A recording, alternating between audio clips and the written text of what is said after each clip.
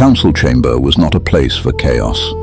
It was a place where decisions were made slowly, deliberately, and without emotion. Stone walls rose high around it, cold and unyielding, lit only by controlled torchlight that cast long shadows across the floor. Every sound carried weight here, every movement noticed, every word measured before it was spoken. And yet, that silence did not hold. The doors opened with force. The soldier entered without permission, not out of disrespect, but out of urgency. His steps were uneven, not from weakness, but from restraint. He held his arm tightly against his chest, as though trying to contain something that could not be ignored, something that should not exist. General Barak did not look up immediately. He did not need to. Men did not enter this chamber unannounced unless something had already gone wrong. "Speak," Barak said, his voice low, controlled, cutting through the room without force. The soldier hesitated, not because he feared the man before him, but because he did not understand what he was about to report. "It was the girl," he said finally.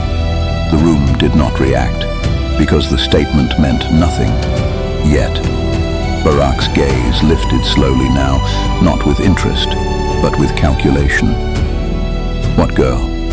The soldier swallowed slightly, his grip tightening around his injured arm as though the memory itself burned as much as the wound. "The slave," he said, "the one they call Zara." And this time, the room shifted. It was not fear, not yet, but recognition, because her name had begun to travel. Barak said nothing at first, but his silence was no longer dismissive. It was attentive. "She was near the dragon," the soldier continued, his voice tightening slightly. "Closer than any of us should have allowed. And when He hesitated again, his eyes dropping briefly to his hand. "When I tried to take her," he did not finish the sentence. He did not need to. He lifted his arm. The damage spoke clearly enough. Barak stepped forward slowly, his gaze lowering to the wound, his expression unchanged, but his mind moving quickly beneath it. "That was not a blade," he said. "Not a question, a statement." The soldier shook his head. "No, sir." Barak's eyes lifted again, sharper now. "And the dragon?" The soldier hesitated once more. "It never moved," he said. And that was the problem. Because dragons did not act without movement. They did not strike without presence. They did not protect. Barak turned slightly, his gaze drifting back toward the map. Though his attention was no longer on war, it was on something else entirely. "The girl," he said quietly. "Bring me everything you know about her." The soldier nodded, stepping back, but the weight of what had been said did not leave the room, because something had changed, not in the battlefield, not in the kingdom, but within the camp itself. A slave, who could not speak, was now being spoken about, and that alone was enough to make her dangerous.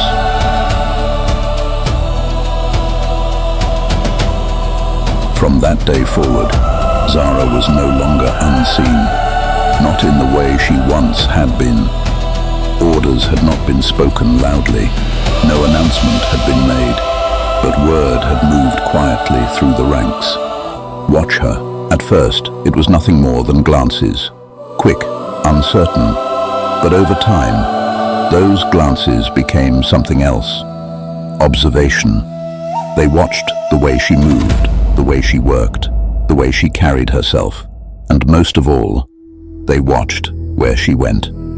Each day, without fail, she was sent to feed the dragon, a task no one else wanted, a task no one else survived long enough to repeat, but she did.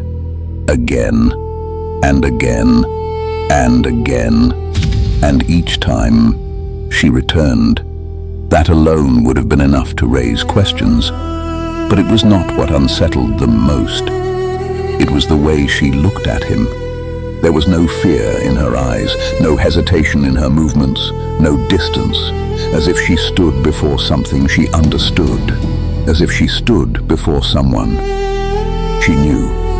The soldiers began to whisper, quietly, carefully, because no one spoke too openly about things they did not understand. She stands too close. She does not flinch. She looks at it, like it sees her. And though no one said it directly, the thought had already begun to form. Something was wrong. They watched her at night too, not openly, not foolishly, but carefully. And what they saw only deepened the unease. Zara leaving the camp, again and again, climbing the mountain, going where no slave was permitted, and still she returned, unharmed, unchanged. But she had changed, not outwardly, not in a way they could easily name, but in something deeper. Within the cave, far from watching eyes, their world was different. Flame no longer remained distant, no longer watched from above. He stood before her, in a form the world did not know. He spoke of time, of centuries that had passed like moments, of wars that had shaped kingdoms long before her people had ever known them. Battles, losses, power, things no human should have understood. And Zara answered in the only way she could, not with sound, but with thought. She showed him things he had never known, not war, not conquest, but something far quieter, home, fields, laughter, the sound of people living without fear. And though he had lived longer than any man, though he had seen the rise and fall of countless lands, these were the things he did not understand until her. Their bond deepened, not quickly, not suddenly, but steadily, like something that had always been meant to happen. And without realizing it, Flame began to change, not in power, not in presence, but in need. For the first time in centuries, he did not want to be alone. And far below, in the camp that believed it controlled him, men continued to watch and wonder, because whatever existed between them was no longer hidden, only not yet understood. It did not happen all at once. Cruelty rarely does. It builds slowly, quietly, until it becomes normal. At first it was nothing more than distance, fewer words, harder looks, longer stares that followed her wherever she moved. Then came the whispers, not quiet anymore, not hidden, spoken just loud enough for her to hear. Which? The word carried differently than the others. It did not question, it decided. Zara did not respond. She could not. But she understood. The work became harder, not because it needed to be, but because it was given to her. Hands pushed her aside. Orders were barked sharper. Mistakes, real or imagined, were no longer overlooked. And still, she said nothing, because she had learned long ago that silence could protect her. But here, silence became something else. It became proof that she was different, proof that she did not belong, proof that something was wrong. The soldier with the burned hand made sure of it. He spoke often now, louder, more certain. I saw it, he would say. She was there, and the dragon did nothing. And then this happened. Fear spreads faster than truth, and in a place like this, fear becomes belief. Zara felt it, not in words, not in actions alone, but in the way the world around her shifted. Even the slaves began to move differently around her. Some kept their distance, others looked at her with something she had not seen before. Fear. She had always been invisible. Now, she was something else. And through it all, she endured. Because she was not alone anymore. High above the camp, Flame felt it. Not the words, not the accusations, but the shift, the tension, the hostility, the growing danger around the one human he had chosen to understand. And for the first time, he did not remain still. The call was not spoken. It did not echo across the sky, but it was heard, one by one. They answered. For centuries, they had lived without command, without kings, without masters. They had ruled themselves, fought for themselves, chosen their own paths, until men changed that. Chains, control, war. Flame stood at the center of them now, not because he claimed it, but because they followed him. They move against her. The thought spread, not as sound, but as certainty. There was a pause, because what followed had never been said before. She speaks. Confusion moved through them, not disbelief, but something close, because humans did not speak to dragons. And yet, he had felt it. He had heard her. She is not like the others. Another pause, longer this time, heavier, because what came next would change everything. They will harm her. And for the first time, the King of Dragons did not speak of war. He spoke of protection. And in that moment, something ancient shifted, not in the world of men, but in the world of dragons. Because if dragons chose to protect instead of destroy, then the world itself would no longer belong to men. Night had settled over the camp, but this night was not like the others.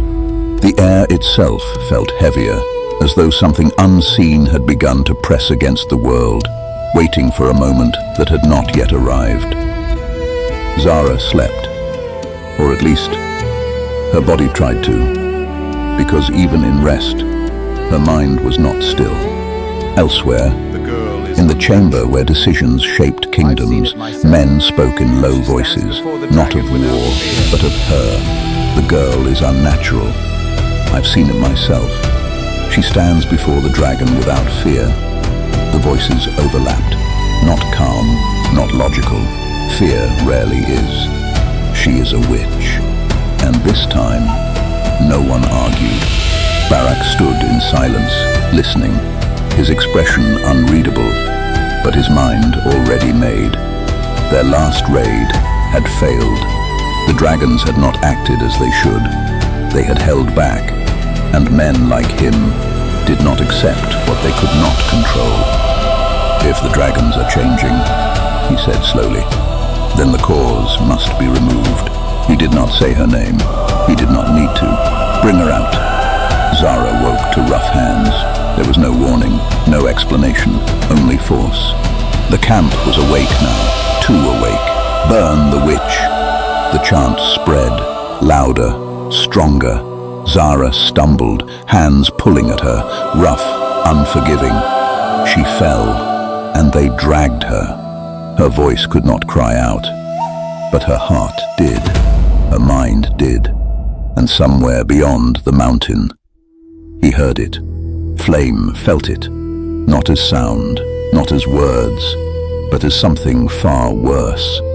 Pain, fear, loss. It struck through him, violent, uncontrolled, and for the first time, he did not contain it. They tied her to the stake. The flames began small, controlled. Barak raised his hand and gave the command, and in that moment, Zara's body broke, not in sound, but in feeling, a silent cry. That reached him. He came from nowhere, not as a dragon, not as a king, but as something far more dangerous. One by one, they fell, not dead, but broken, Barak stepped back, his voice cutting through the chaos. "Who are you?" The man lifted his head, and for a moment, the fire reflected in his eyes. Gold, and in that moment, Barak understood. "Burn them both," he commanded his men. The sky answered. Fire fell, not commanded. Unleashed, men who once commanded dragons turned to nothing. Flame moved through the fire, no longer divided. He reached her. "Zara." No answer. Something inside him broke, and with it, the world changed. That night, men lost control. Dragons chose their own will, and a silent girl became the center of it all.